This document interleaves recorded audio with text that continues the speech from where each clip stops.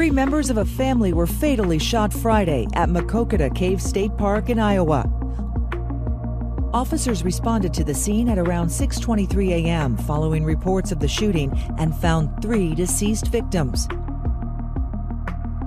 The victims were identified as Tyler Schmidt and Sarah Schmidt, both 42, and their 6-year-old daughter, Lula Schmidt.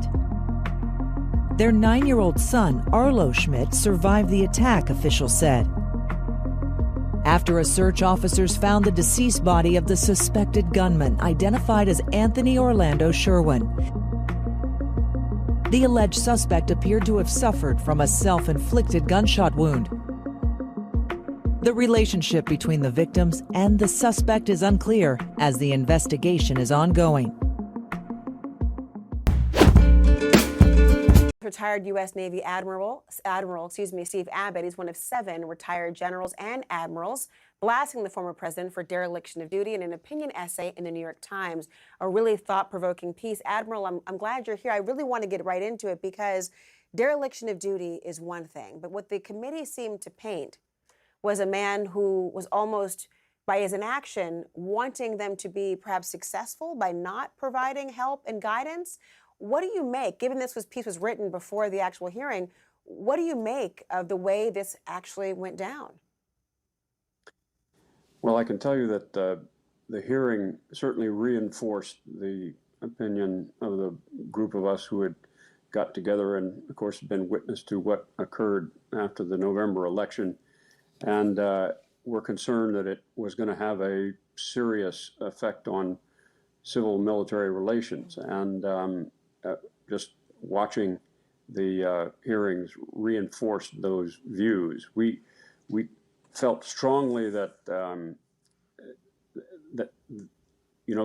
committee established 2 things. We thought one is that there was a conspiracy underway that was going to overturn the will of the voters if it were successful, and that extent of that conspiracy is really not clear yet.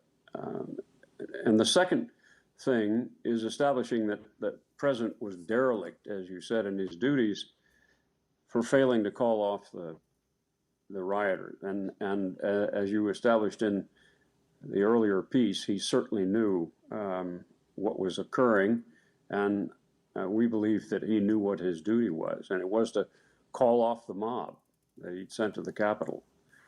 And so, as you pointed out very clearly, he did nothing for 3 hours and, in fact, gave encouragement to him. And he could have stopped it.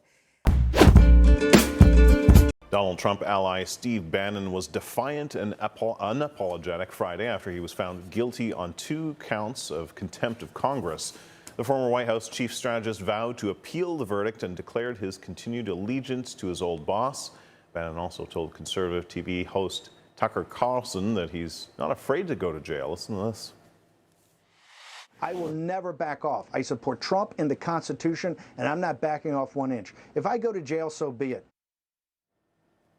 Bannon was indicted last November after failing to comply with the subpoena from the House committee investigating the January 6th insurrection. CNN political correspondent Sarah Murray has more. Longtime Donald Trump ally Steve Bannon found guilty on 2 counts of criminal contempt of Congress. We may have lost a battle here today, but we're not going to lose this war. Bannon, who smirked as the verdict was handed down, faces at least 30 days behind bars after a jury rejected his defense that the dates of his subpoena weren't set in stone. The conviction is a major boost for the House Select Committee investigating January 6th, reaffirming its subpoena power as it continues its quest for more information and additional witnesses. Bannon refused to comply with the committee's subpoena for information about his contact with Trump and comments like this one ahead of the Capitol riot. All hell is going to break loose tomorrow. Prosecutor Molly Gaston boiling it down in her closing argument. Bannon didn't show up. He has contempt for our system of government, and he does not think he needs to play by its rules. She compared his offense to snubbing a parking ticket, a sorely relevant analogy for a Washington, D.C. jury, and said the former White House chief strategist chose allegiance to Donald Trump over compliance to the law. I stand with Trump and the Constitution, and I will never back off that, ever. As for Bannon's last gasp offer to testify publicly before the committee, Give me a date, a time, a room number, a microphone, and a holy Bible that I can take the oath on. Boom. Prosecutor Amanda Vaughn called him out, saying, he and his friend, former President Donald Trump, suddenly decide he's going to comply? Give me a break. Bannon is not above the law. He is not the decider of the law. He is guilty, she said. While Bannon promised a fiery case, This is going to be the misdemeanor from hell. the defense rested without calling a single witness. In a choppy closing argument, Bannon attorney Evan Corcoran was interrupted by objection after objection, highlighting the limited defenses the court allowed Bannon to present. Ultimately, Corcoran claimed there was no magic to Bannon's subpoena date. In a final bid to inject politics into the case, Corcoran said the powerful try to silence the opposition. Politics can play no role, he argued. It's important that we are all in this together, and Steve Bannon is innocent. The jury didn't buy it, deliberating less than 3 hours. But Bannon's team already plotting their appeal. This is a bulletproof appeal. Now, whether Steve Bannon's appeal is actually bulletproof remains to be seen. But until then, we know he has a sentencing date set for late October. Sarah Murray, CNN, Washington. Over the course of your career, has your husband ever made a stock purchase or sale based on information he received from you? No, absolutely not. Okay. No, absolutely not. This press conference is over. House Speaker Nancy Pelosi insisting that her husband never bought stocks based on insider information. The denial comes days after Paul Pelosi made a controversial purchase of a computer chip stock ahead of a congressional vote on semiconductor manufacturing. Here to react is Strive Asset Management founder Vivek Ramaswamy. Vivek, thanks for being here. Is this how Washington works, especially if you're Nancy Pelosi and you control the levers of what gets voted on and line items? Hey, I'm going to do this over here, and I'll whisper to Paul over here, and he makes a deal. So look, Pete, I think if we're being frank about this, do I actually believe that her husband has traded on material non-public information illegally? If I had to bet, I would say no, just because the downside of doing so would be so bad for them that it would be so catastrophically short-sighted for them to do such a thing. However, this is a sliding scale where there are all kinds of informational advantages in a market that often involve, like hedge funds, in many cases legally gaining informational advantages that don't rise to the level of material non-public information. That's a sliding scale. And the question is, do we want our policymakers, our lawmakers, the people in charge to be benefiting from that? Or do we even want the appearance of them benefiting from that, because that erodes public trust in the system? My view is that we don't. And I've had this debate authentically with many folks on Capitol Hill, Republicans, Democrats, as to whether or not why it is that people in Congress and their spouses need to be able to freely trade stocks. Many of them say that it would be a disincentive to get good people to run for Congress. But the good news is there's a solution to this, Pete. I don't understand why no one's pursued this yet, which is I just think that every one of those people in Congress, in the Senate, et cetera, should have their portfolios public in real time, such that the public can know that if they do have some kind of informational advantage, even if it's a legal one, the public can replicate those strategies if they want. I think that would settle this issue once and for all, but I don't think many people in Congress are going to like that. So transparency, you too can trade like Nancy and Paul Pelosi if they make that available. By the way, she denies she owns any stocks, but of course, if family members own it, they both do well by that. So you're saying transparency ultimately is better than a ban on buying stocks in Congress?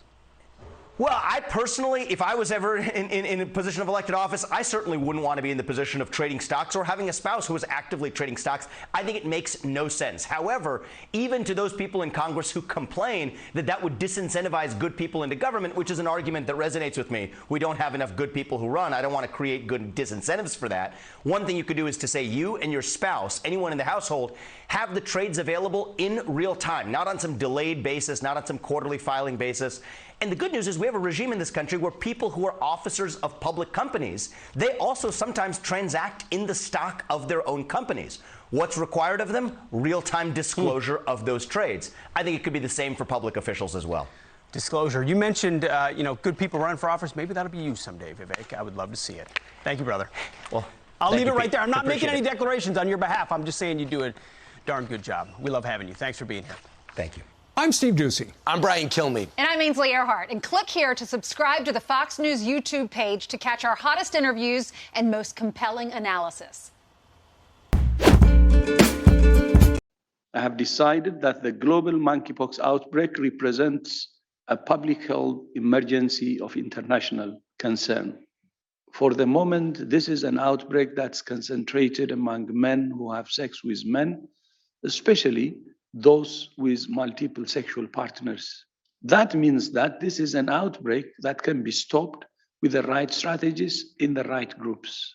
It's therefore essential that all countries work closely with communities of men who have sex with men to design and deliver effective information and services and to adapt measures that protect the health, human rights, and dignity of affected communities. Stigma and discrimination can be as dangerous as any virus. In addition to our recommendations to countries, I'm also calling on civil society organizations, including those with experience in working with people living with HIV, to work with us on fighting stigma and discrimination. With the tools we have right now, we can stop transmission and bring this outbreak under control.